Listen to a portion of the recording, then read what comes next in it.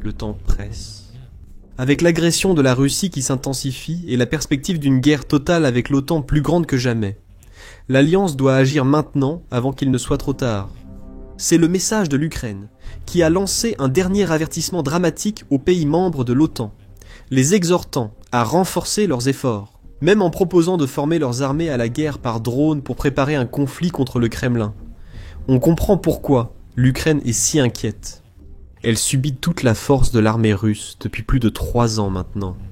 Elle a essuyé des bombardements nocturnes de drones et de missiles et vu mourir de nombreux habitants, des enfants innocents, cherchant refuge dans leurs maisons aux soldats courageux combattant en première ligne. Elle a vu ses bâtiments et ses infrastructures endommagées et détruits, et elle a dû apprendre et s'adapter rapidement à une dynamique de champ de bataille changeante pour survivre aussi longtemps. L'Ukraine a vu de quoi la Russie est capable, et elle craint que le reste de l'Europe ne soit pas prêt à y faire face. Et la Russie ne semble certainement pas disposée à attendre et à donner à ses ennemis le temps d'organiser leur défense aérienne et de renforcer leurs forces. En fait, elle semble se rapprocher chaque jour un peu plus d'une guerre totale avec l'OTAN, comme en témoignent ses actions récentes. Le 10 septembre, la Russie a lancé plus de 400 drones de différents types, ainsi que plusieurs dizaines de missiles de croisière et balistiques, sur l'Ukraine. Beaucoup ont été abattus par la défense aérienne ukrainienne, tandis que d'autres ont malheureusement atteint leur cible, faisant un mort et plusieurs blessés. Environ 19 drones ont continué au-delà de l'Ukraine et sont entrés en Pologne, où l'armée de l'air polonaise, aidée par l'OTAN, a fait décoller des chasseurs et en a abattu quelques-uns. C'était un incident inédit, la première fois qu'une nation de l'OTAN a dû agir militairement contre des équipements russes dans son espace aérien. Les dirigeants mondiaux ont rapidement condamné les actions de la Russie, mais le Kremlin a poursuivi avec encore plus de provocations.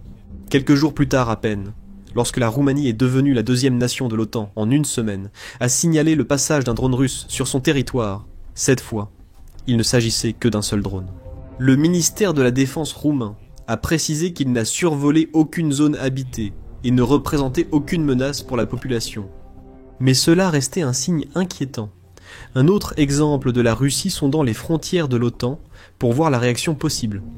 La Russie est allée encore plus loin, en partageant une vidéo en ligne montrant des lanceurs de missiles Iskander positionnés dangereusement près de la frontière polonaise, prétendument dans le cadre des exercices militaires conjoints, Zapad 2025 entre la Russie et la Biélorussie.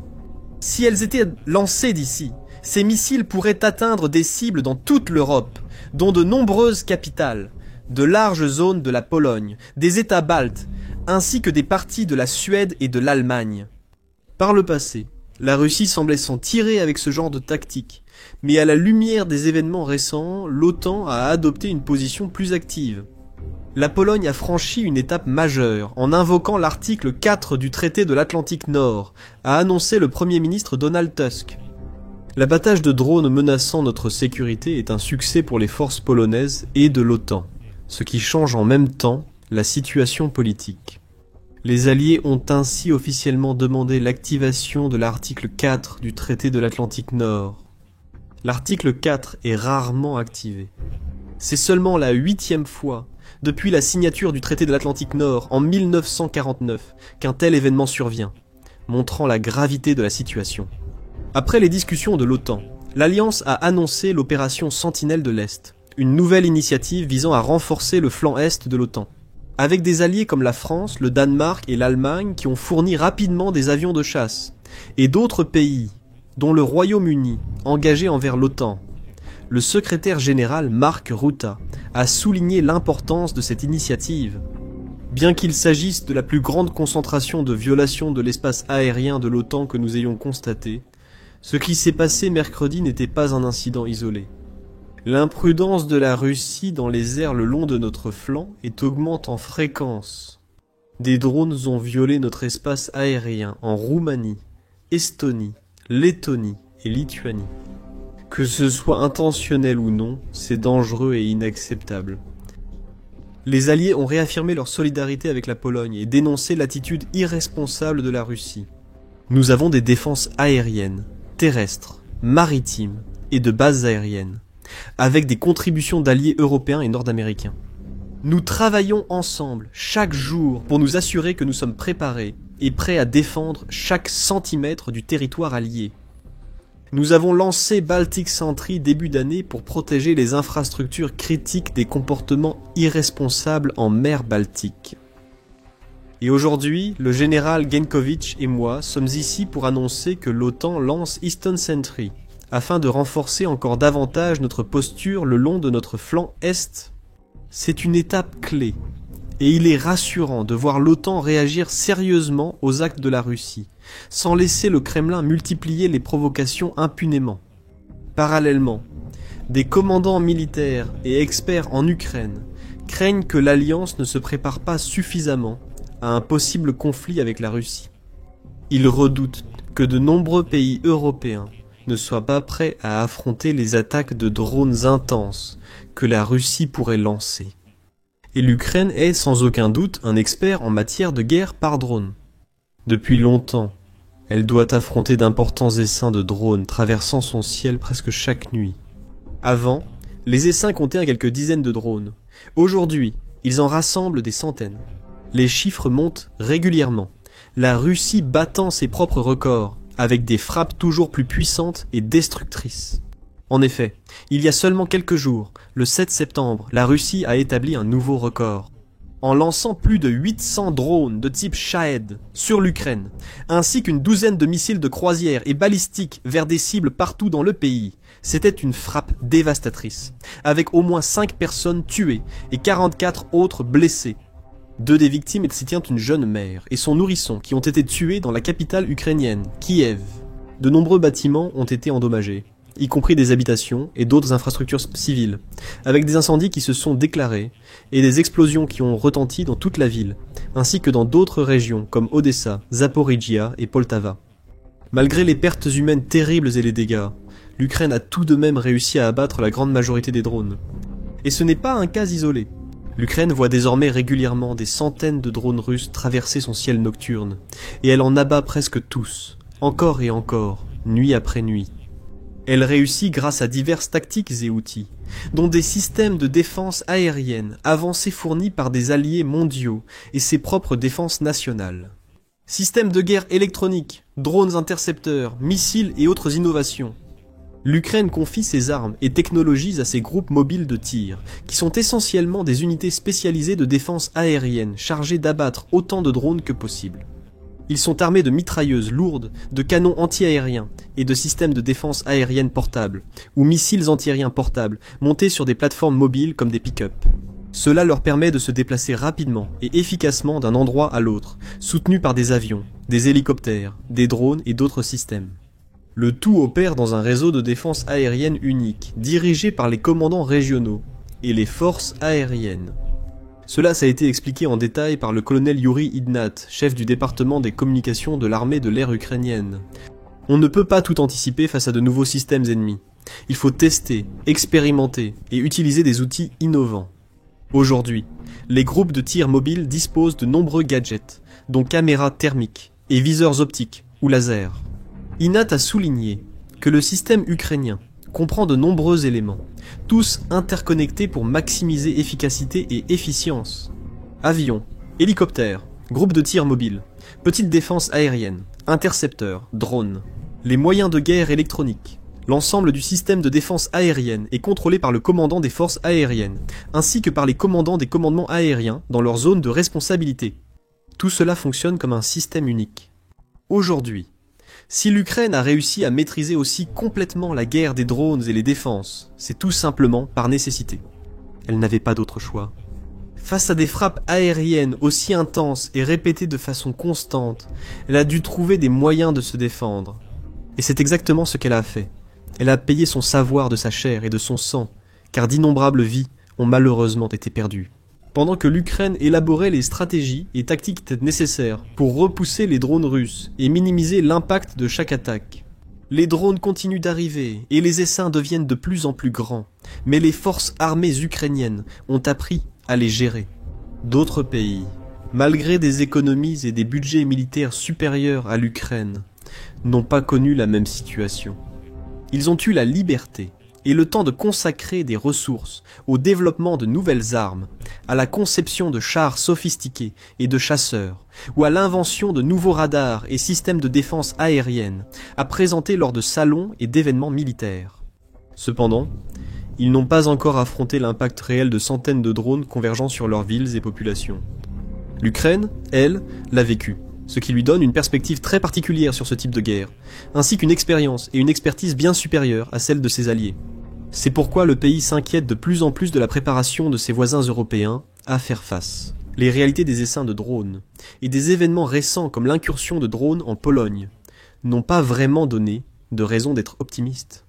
La Pologne n'est pas en retard dans la modernisation et la préparation militaire. Craignant depuis longtemps une agression russe, elle a pris de nombreuses mesures pour renforcer son armée. Début d'année, elle a signé un accord de plus de 6 milliards de dollars avec la Corée du Sud pour acheter de nombreux K2. Les chars Black Panther figurent parmi les plus sophistiqués, polyvalents et puissants technologiquement actuels. La Corée du Sud a aussi promis à la Pologne des obusiers automoteurs, avions de chasse et lance-roquettes multiples dans un grand contrat d'armement. En 2025, la Pologne a signé un contrat pour produire 61 chars K2 Pologne à Gliwice.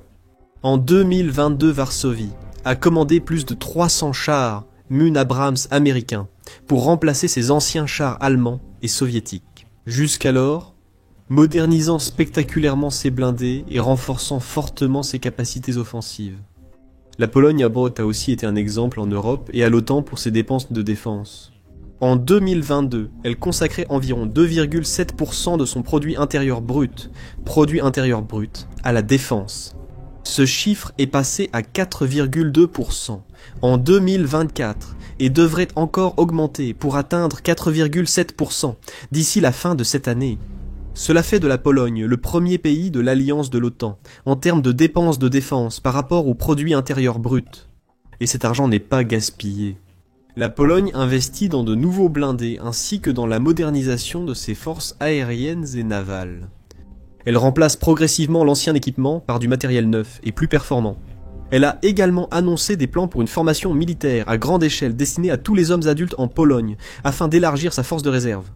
La Pologne a également beaucoup investi dans de nouvelles défenses frontalières le long de son flanc est et elle fait décoller des avions de chasse presque chaque nuit depuis un certain temps déjà. Si des drones russes franchissent la frontière, malgré ces avancées, quand 19 drones ont violé l'espace aérien polonais, la réaction du pays n'a pas été la plus efficace. Ils ont fait décoller des chasseurs F-16, et le gouvernement néerlandais a également envoyé des chasseurs F-35 dans la région. Le gouvernement polonais a également révélé qu'il avait déployé des hélicoptères Black Hawk, ainsi que des hélicoptères Mi-24 et Mi-17 de l'ère soviétique. Ensemble, ces chasseurs extrêmement coûteux et avancés auraient abattu seulement 4 des drones, qui étaient apparemment très bon marché et basiques dans leur conception. C'est préoccupant, car cela montre que la Pologne et d'autres pays européens ne sont pas prêts à faire face à la menace des drones russes. Cela a été confirmé par H. Alexander Cooper, un ancien commandant militaire et spécialiste de la guerre par drone, qui a déclaré « Tirer des missiles à 1 million de dollars n'est pas un modèle économique viable lorsqu'il s'agit d'affronter des drones qui coûtent des dizaines de milliers de dollars ou moins. » Alexander Cooper a aussi souligné que la flotte de l'OTAN ne dispose pas d'assez d'avions équipés de missiles ou d'intercepteurs pour cette mission. Les experts s'inquiètent également du risque que courent les pilotes de chasse en les déployant contre des essaims de drones, car former des pilotes coûte beaucoup de temps et d'argent. Ils assureront surtout des missions de défense aérienne classiques, comme la police du ciel ou l'interception, et non des interventions massives contre des drones. Des commandants européens, dont le général polonais Wiesław Kukła, chef d'état-major des forces armées polonaises, estiment que toute action sauvatrice vaut le coup, selon Kukła. Ce qui compte, c'est la valeur de ce que ce drone peut détruire. S'il s'agit d'une vie polonaise, elle n'a pas de prix. C'est une déclaration parfaitement juste et honorable. Il existe clairement des moyens bien plus efficaces et intelligents de gérer les essaims de drones que d'utiliser des avions de chasse sophistiqués et des missiles coûteux. L'Ukraine le prouve presque chaque jour et souhaite partager son expertise avec ses alliés. Le colonel Inat a officiellement proposé à la Pologne et à d'autres pays de partager les précieuses connaissances stratégiques acquises par l'Ukraine pendant la guerre. Il est clair qu'il pense que ces connaissances pourraient aider l'OTAN à mieux se préparer. Ainsi, la prochaine fois que des drones russes entreront dans l'espace aérien de l'Alliance, ils pourront réagir plus vite et plus efficacement pour les neutraliser. Comme le note Inat, le type de missiles utilisés pour les abattre leur appartient, mais ils n'ont pas autant d'expérience que l'Ukraine. Il a ajouté que la réponse en Roumanie n'était pas très efficace. 2 avions de chasse sont restés impuissants plus de 40 minutes, perdant du temps malgré leurs efforts. INAT a organisé des formations à Lviv en Ukraine et à Cracovie en Pologne, pour aider les forces armées polonaises, roumaines et d'autres à mieux contrer les drones kamikazes, Shahid russes. Et ce n'est pas seulement en termes de manœuvres et de tactiques de défense que l'Ukraine pourrait aider à former et à préparer ses alliés. Elle pourrait aussi leur apprendre à utiliser les drones de manière offensive, pour lancer des contre-attaques ou des frappes à longue portée contre leurs ennemis. C'est un domaine de la guerre que l'Ukraine a clairement maîtrisé au fil du conflit. Cette année seulement, les forces ukrainiennes ont réussi plusieurs frappes stratégiques de drones contre des cibles russes. L'opération Toile d'araignée en a été l'exemple le plus marquant. Plus de 100 drones ukrainiens cachés à l'arrière de camions ont été transportés vers des bases aériennes à travers la Russie. Les drones ont été lâchés et ont fait pleuvoir le feu sur les avions bombardiers russes et d'autres équipements, infligeant littéralement des milliards de dollars de dégâts en quelques minutes seulement. De nombreux exemples existent. De nouveaux rapports font état de drones ukrainiens traversant les territoires occupés et pénétrant en Russie pour détruire radars, défenses aériennes, raffineries, dépôts de munitions et autres cibles. Chaque attaque est précisément planifiée et soigneusement exécutée. Tout cela résulte de l'innovation remarquable de l'Ukraine et de sa nécessité de défendre son territoire et de riposter contre son agresseur. Au cours du conflit, l'Ukraine a développé un véritable écosystème de guerre par drone. Elle a conçu plus de 200 drones innovés dans les drones marins et repoussé les limites des drones sur le champ de bataille. Elle compte des startups de défense et de grandes usines militaires œuvrant sans relâche pour rendre les drones plus intelligents, furtifs et destructeurs. Et elle utilise entre 20 et 30 modèles efficaces et éprouvés pour frapper la Russie de façon régulière. Ce système repose sur la rapidité et l'efficacité, 2 aspects qui semblent faire défaut à l'OTAN dans ses opérations actuelles. Si l'Ukraine constate que quelque chose ne fonctionne pas ou souhaite déployer un nouveau modèle de drone ou une mise à niveau, elle peut le faire en quelques semaines, voire en quelques jours. Dans une situation comparable, l'OTAN pourrait passer des mois à développer des technologies et à perfectionner des prototypes. Et dans des situations réelles de guerre de drones, avec des centaines de Shahid russes qui frappent chaque nuit, il n'y a pas ce genre de temps. Ce sont le genre de leçons que l'Ukraine peut transmettre à ses alliés. Elle peut leur montrer comment se défendre contre les drones, comment utiliser les drones de manière offensive et comment maîtriser la guerre des drones.